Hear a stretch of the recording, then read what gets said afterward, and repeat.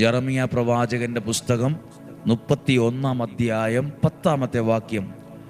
ജനതകളെ, കർത്താവിൻ്റെ വചനം കേൾക്കുവിൻ.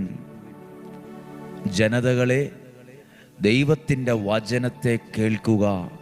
അപ്പോൾ ദൈവവചനം കേൾക്കണമെന്നുള്ളത് ദൈവത്തിൻ്റെ ഒരു പദ്ധതിയാണ്. വിശ്വാസം കേൾവിയിൽ നിന്നാണ്. ദൈവത്തോടുള്ള ബന്ധം ഈ കേൾവിയിൽ നിന്ന്, ഈ വചനത്തിൽ നിന്ന് നമുക്ക് വർദ്ധിക്കും.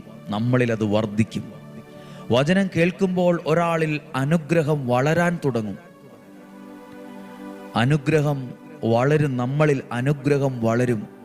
അത് നമുക്കൊരനുഗ്രഹമായി തീരും.